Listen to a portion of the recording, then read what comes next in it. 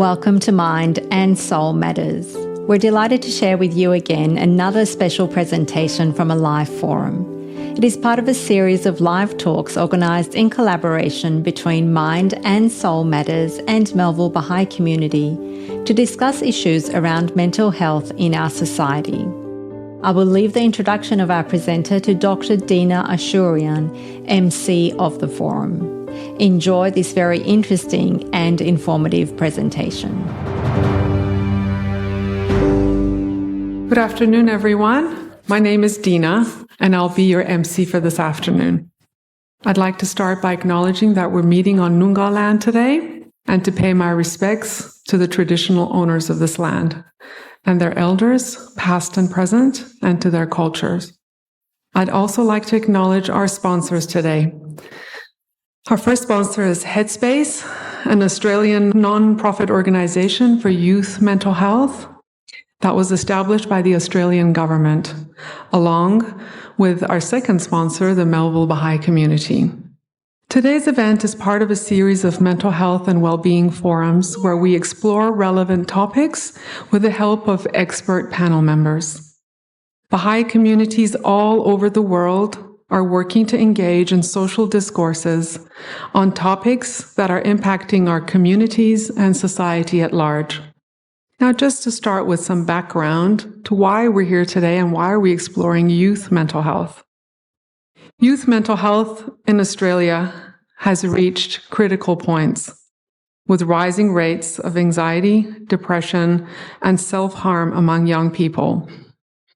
Recent studies show that approximately 1 in 4 young Australians experience a mental health condition each year, a statistic that's been exacerbated by the COVID-19 pandemic and ongoing socioeconomic challenges. These challenges for the youth include academic pressure, social media influence, and economic uncertainty. All of these leading to intense feelings of stress and sometimes isolation in young people, particularly those facing additional disadvantages.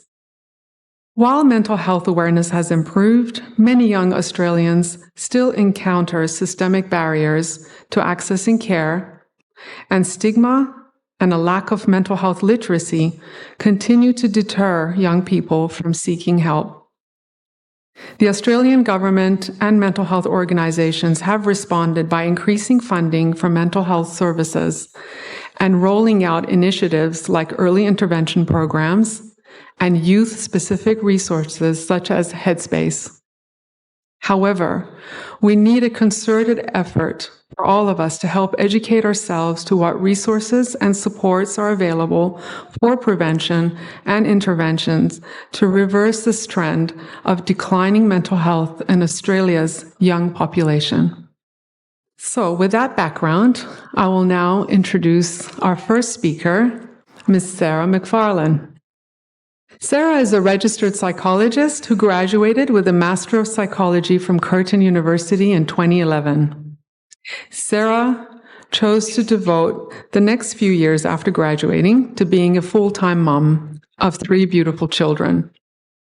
In 2019, Sarah began working in private practice in Geelong, where she provided therapy for children, adolescents, adults, and couples. Initially, she focused on couples therapy, training with the Gottman Institute, but she found herself increasingly drawn to working with young people. Witnessing the significant impact of COVID-19 lockdowns on adolescent mental health in Victoria, she pursued further training in schema therapy for children and adolescents with Dr. Christoph Luss, a German clinical psychologist. This training transformed her therapeutic approach and enriched her understanding of the unique needs and challenges faced by young people. Sarah is currently employed by the Department of Education and works as a school psychologist in public high schools a few days a week, whilst also continuing to dedicate a couple days a week to private practice. So I'd like you to welcome Sarah, please. Thank you, Dina. Thank you for the introduction, and thank you to the Mental Health Forum team for inviting me to speak on this panel on youth conversations. Just as a note, I'm not speaking on behalf of Psychology in Australia. I'm also not speaking on behalf of the Department of Education. I'm speaking as Sarah, a psychologist, a mother, and a former teenager who transitioned to adulthood a number of years ago, not without some bumps along the way.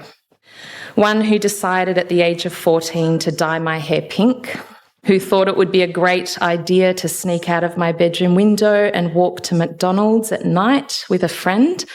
But don't worry, my dad walked in just before I got out the window, and I decided that this was the universe telling me not to do that. I'm also one who at 16 years old fell madly in love. And 1 week before my 19th birthday decided to get married to this same person in the span of 1 week. And then we decided, hey, let's get on a plane 2 days after our wedding and go live in Israel for a year. So I'm looking back at my teenage years now and reflecting, were my parents okay with all of this? And also, what on earth was I thinking?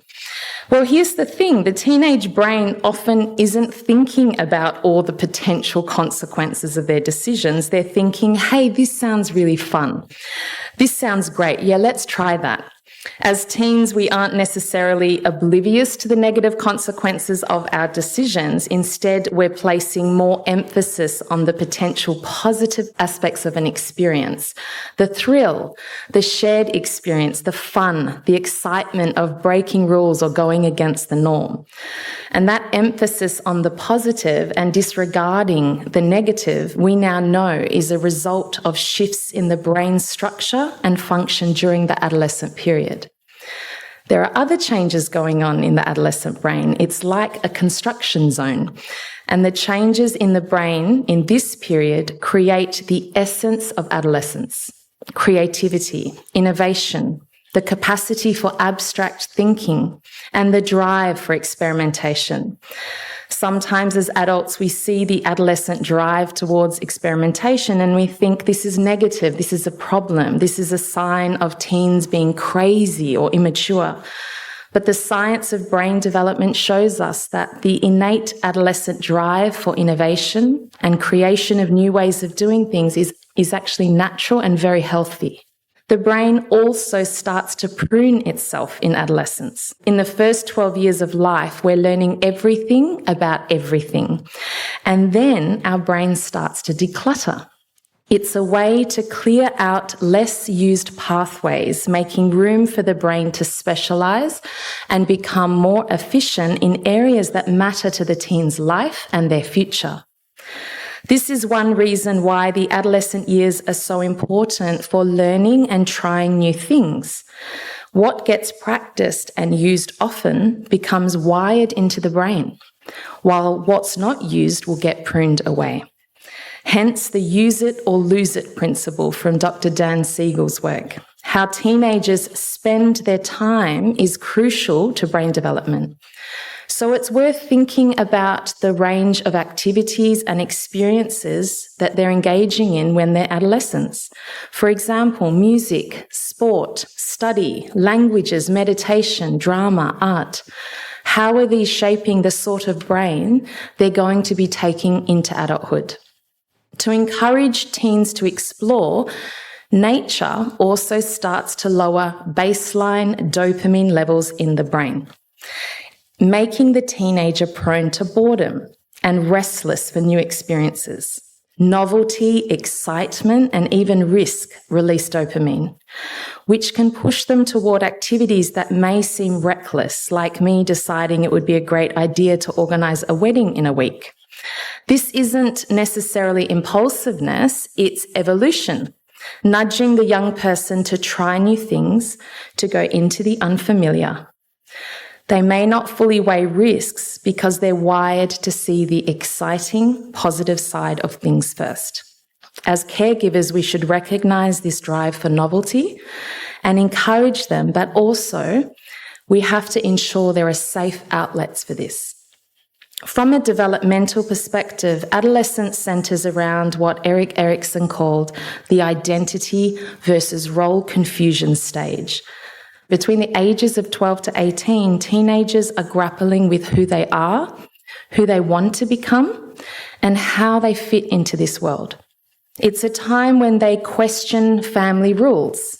They develop new interests and they crave independence, which can then lead to tension at home as parents wonder, how do we support their growth while keeping them safe? Or how do we guide them as they form their own identities?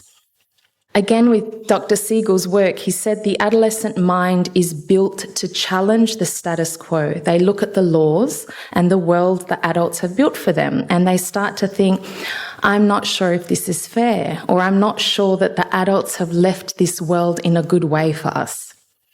In the first 12 years of life, the child is soaking in the world's knowledge, and then the next 12 years of life, they start to notice that their parents, who they may have held up as heroes, are actually fallible human beings. So the adolescent starts to push boundaries, and they start to question everything, and they push for autonomy and they push for independence. So if we know this age group needs independence and more autonomy, and we know that they're going to push back and they're going to maybe break away from parental care and turn toward their peers and other people out there in the community, how can we then successfully adapt the parent-child dynamic with an adolescent? Well, it can be done, and it's been very well researched. And it was found that it depends on some of the following factors. Parents creating positive, conflict-free spaces by nurturing moments of shared joy and connection with their child. Parents being fair and just by negotiating rules rather than arbitrarily implementing them. Parents engaging in educational activities together with them during their early adolescence. Parents adopting a less punitive and a more democratic parenting style. Parents avoiding over-involvement. Parents continuing to provide ongoing guidance and support. Parents creating steps toward their adolescent's independence. And parents whose perception of their child aligns closely with the child's actual personality, their strengths, their challenges, and their interests. And the central developmental goals for the adolescents themselves involve developing new, more mature relationships with peers and beginning to form close companionships. It also includes establishing a clear sense of self, accepting the changes in their body and appearance, and gaining independence from parents. During this time, adolescents take on greater responsibilities in society. They develop career aspirations and they prepare for future romantic relationships. They also work on setting goals, envisioning their future, and striving to achieve personal and professional aspirations. So not a lot going on for these poor adolescents. They need a lot of support and compassion. For teenagers, social membership is literally everything. Just as secure attachment with parents was critical in childhood, having even one close friend can feel like a life or death experience for the adolescent. And this isn't just an exaggerated feeling, it is rooted, again, in evolution. Adolescents are wired to seek belonging with their peers because, in historical terms, survival often depended on being part of a group. It doesn't mean that we just let them go and do whatever they want or buy this and buy that because everybody else has it. But we do need to understand this very real feeling that they have and acknowledge it and understand it. FOMO is definitely very high during adolescence, and this gradually becomes phobia as you hit my age. And for those who aren't familiar with the acronyms, FOMO is fear of missing out and phobia is fear of being involved. This intense need for connection and belonging during adolescence has a downside, and that is that membership can often take priority over morality. And this is what we know as peer pressure. Sometimes the drive to fit in can override a young person's sense of morality. They may sacrifice their values for acceptance. And it's a downside of this natural process And as parents and caregivers, we can help by fostering open conversations with them, supporting them in navigating social situations, and helping them to stay true to their morals and values. But a lot of the time, parents will say, they don't speak to me. How can I support them if they don't speak to me? They won't tell me anything. And on the one hand, this actually makes a lot of sense because naturally they're breaking away and they're turning toward their peers and other mentors out there, and we just really hope they're turning to the right ones. But on the other hand, as parents, we have to reflect on how do we respond to them when they actually do speak to us. Do we tell them what to do? Do we jump in with advice and opinions? Do we quickly try to solve their problems without actually understanding them first? Do we dismiss their experience or tell them they shouldn't feel that way? Are we actually really listening?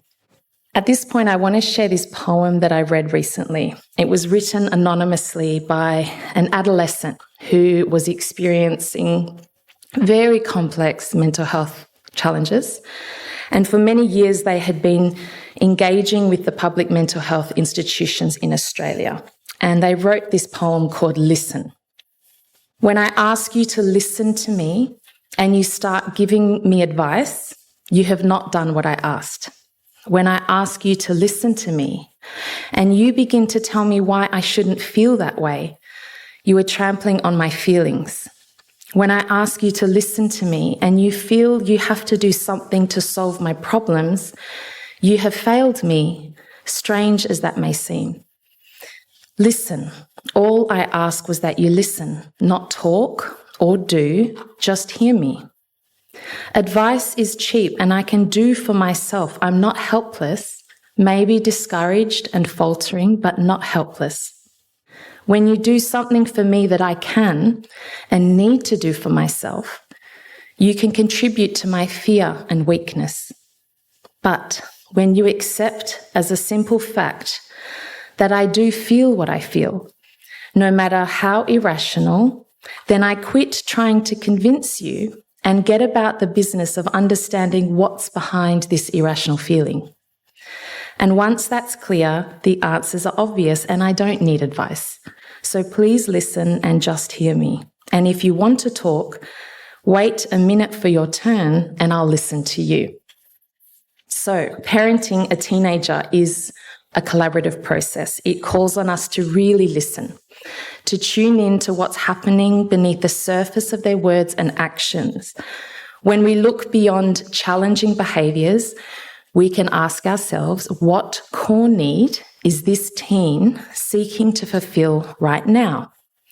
Do they need connection and a sense of belonging? Are they seeking autonomy and wanting to feel in control of their choices? Maybe they are needing to express themselves and feel accepted and loved for who they are. Or perhaps they need a boundary or a rule to help them understand what's okay and what's not okay. Or maybe they just need a moment of fun and spontaneity to let off steam. These are the 5 core psychological needs underpinning all people. Often underneath difficult emotions or behaviours, we find that one of these needs is not adequately being met and it really needs our attention. And if a need consistently goes unmet, we will develop coping strategies, often problematic ones, to try and fulfill them. For example, if a teen lacks a sense of connection and belonging, they might isolate themselves or act out in ways that actually push other people away. If they feel they have no autonomy, they might rebel or become overly compliant, losing their sense of self.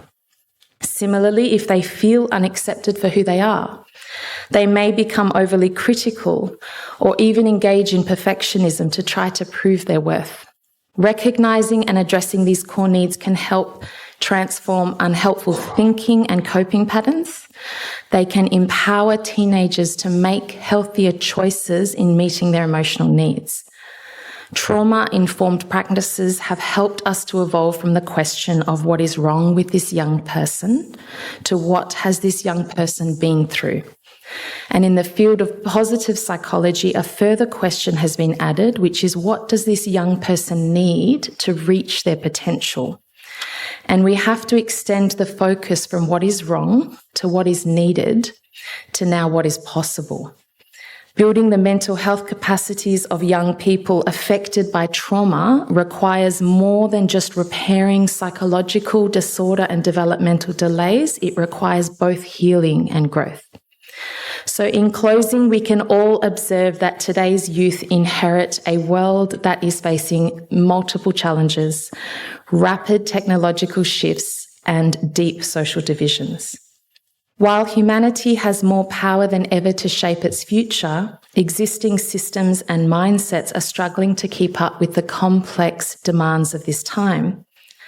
Youth undergoing their own parallel journey of growth demonstrate resilience and a readiness to lead positive change. Although there are many negative forces and obstacles surrounding them, these forces can't diminish the tremendous potential young people hold. It is therefore our collective responsibility to create the right conditions and environments at home, at school, and in the community that allow them to soar and to fully realise their potential. Thank you.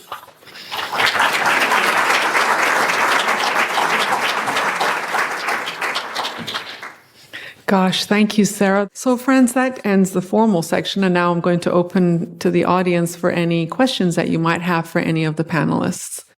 My question is regarding social media. I guess it's part of all of our lives, and in particular, our youth. I just want to know your perspective on what you think as parents, how we can navigate that to get the best outcome for our youth. Great question. I think so many parents are grappling with this at the moment. Recently, I had looked through a bunch of research on this exact topic and presented at a Parenting Matters seminar. And on the one hand, there has not been enough time and research and longevity in terms of, essentially these kids are kind of the guinea pigs at the moment. There is not enough research to be conclusive at this stage, but there are bits of research coming out around the negative impacts, in particular for girl adolescents, so early adolescents, say 12 to 15, around social media in particular has a detrimental impact, excessive use on their mental health. I think it was something like more than 30 minutes a day. I also know that the government is putting in place restrictions up until you have to be minimum of 16. So as a rule of thumb, I know from what I've read, from what I've also learned as an adult with a developed brain, and the impact that excessive social media use, or what we term doom scrolling, actually does to our brain, and how it causes us to start to think about things that aren't always helpful, the comparisons that come up, that I think I need to look like this or be like this, or what is it flooding our mind with?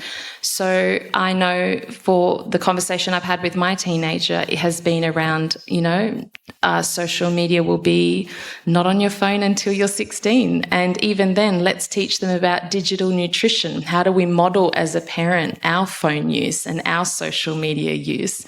How are we modelling at home? Do we struggle to put it away and not look at it? As a family, let's have a conversation about healthy phone use, the same way that we have conversations about healthy eating and exercise.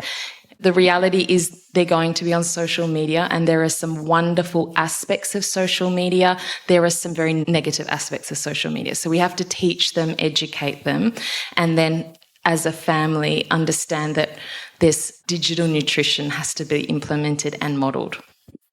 I know I'm not on the panel, but I've got a lot of feelings about this. Just this idea that it does become a really big topic in the homes of families that have youth. And I think the first thing is that I think we need to make sure as parents that we don't make it a tug of war where it's you versus me, but it's us working as a team versus these companies that are just trying to keep you on there. Because the kids will try and turn it into a tug of war of I want this, you want this, let's battle it out. But it's like, no. We're actually on the same team. We're looking at the problem over there. And then the other thing is that with this new age turning 16, I think the fact that the government is legislating about it, the conversations that I've had with the kids is that it's no longer a question mark over whether this is a problem. When the government legislates on something, it means that the evidence is really compelling.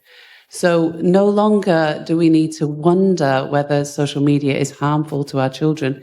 It definitely is if the government is making legislation across the board. It's not like, oh, for this child it's not helpful, and this child it is helpful. It's across the board. It's actually very harmful for our youth. And the last point I was going to make, which is in relation to something Jay said about it takes a village around this social media, is that my daughter was invited to go away for a weekend, and this mum, who is a school friend, said, I'm actually going to ask all of the kids to leave their phones in a box for the entire weekend. I want them to have real-time experiences, and I want them to not be just looking at their phones the whole time. And it was incredible how all the parents were so on board with that idea. And it was just like somebody just had to be a leader in that, making a stand. Like, we all want to, but we're all afraid of, oh my gosh, what's going to be the backlash if I say something like that? But when you realize that if the whole of the parent community comes together, and there's a number of evidences of it around the country, like anecdotal stories have come up on my feed because I'm very interested in this topic, but where mums have come together and decided this is not good for our kids. And we also don't want our children to be isolated and not have a way of communicating with their friends. But if we all band together on it, it actually can really help the kids to get through this really difficult time. Anyway. I'd like to say a very big thank you to Headspace for co-sponsoring this event, along with the Baha'i community of Melville. Thank you to our expert panelists and the organizing task force. If you found today's episode useful, remember to share an episode with a friend and follow Mind and Soul Matters on your preferred podcast platform and on social media. Look forward to your company next time on Mind and Soul Matters.